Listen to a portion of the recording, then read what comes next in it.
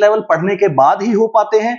इसीलिए मैं आपको बहुत बेसिक से बहुत इंपॉर्टेंट और बहुत ही क्रूशियल जो पॉइंट्स हैं वो आपको बताने जा रहा हूं। अब ध्यान से आपको सुनना है कि इन न्यूमेरिकल्स को, जो एनसीईआरटी बेस्ड न्यूमेरिकल्स हैं, जो इजी न्यूमेरिकल्स हैं या बच्चे जिनको टफ मान लेते हैं, वो न्यूमेरिकल मैं आप लोगों को करवाने वाला हूं। लेकिन उससे पहले कुछ थ्योरी पढ़ाऊंगा, क्योंकि वो थ्योरी आप लोगों को हल्की फुल्की आनी चाहिए। कुछ फॉर्मूलाज आपको क्या होने चाहिए, याद होने चाहिए।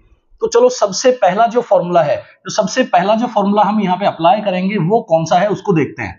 तो आप लोगों को एक फॉर्मूला समझ लेना है कि जो फोर्स होता है वो होता है rate of change of momentum. क्या होता है?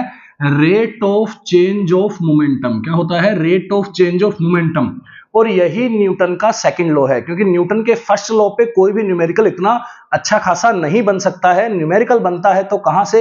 न्यूटन के सेकंड लॉ से और न्यूटन के थर्ड लॉ से। जो थर्ड लॉ ये कहता है कि एक्शन का इक्वल एंड ऑपोजिट रिएक्शन होगा। लेकिन सेकंड लॉ क्या कहता है? सेकंड लॉ ये कहता है कि जो फोर्स होगा वो rate of change of momentum होगा, और जिस डायरेक्शन में फोर्स होगा उसी डायरेक्शन में एक्सेलरेशन होगा।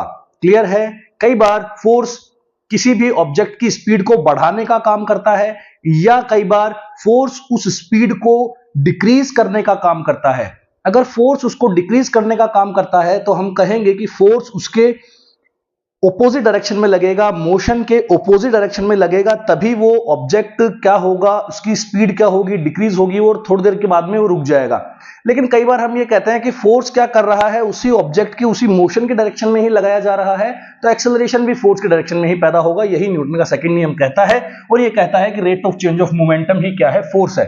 देखो, सबसे पहले आप लोगों को मोमेंटम को समझना होगा। मोमेंटम बड़ा आसान है। मोमेंटम होता है मास इंटू वेलोसिटी। यहां से हम दो फिजिकल क्वांटिटीज ले रहे हैं, एक मास ले रहे हैं और एक वेलोसिटी। अगर हम इन दोनों को मल्टीप्लाई कर देते हैं तो यहां से एक नई फिजिकल क्वांटिटी निकल करके आती है, जिसे कहा जाता है मोमेंटम। मान लेते हैं कि आपको मोमेंटम कैलकुलेट करना है और मास आपको दे रखा है 10 केजी। क्या दे रखा है? 10 केजी। और वेलोसिटी दे दी आपको 2 मीटर पर सेकेंड। मतलब कुल मिला के बात यह है कि 10 किलो की बॉल या 10 किलो का कोई मास है, 10 केजी का कोई मास है, वो 2 मीटर पर सेकंड से चल रहा है। तो उस बॉडी के अंदर क्या आ चुका है? मोमेंटम आ चुका है। मोमेंटम मतलब मास इंटू वेलोसिटी। अब आप यहां से देखेंगे तो जो मोमेंटम आएगा वो आएगा 20 किलोग्राम मीटर पर सेकंड। तो यहां से जो किलोग्राम मीटर पर सेकंड है ये आपकी क्या हो जाएगी? एसआई यूनिट हो जाएगी। एसआई यूनिट हो जाएगी किसकी? मोमेंटम की। जो मोमेंटम की एसआई यूनिट होगी वो आपकी क्या होगी? किलोग्राम मीटर पर सेकंड। और मोमेंटम का जो सिंबल है वो होता है पी। तो मोमेंटम को पी से दिखाया जाता है। तो मोमेंटम आपको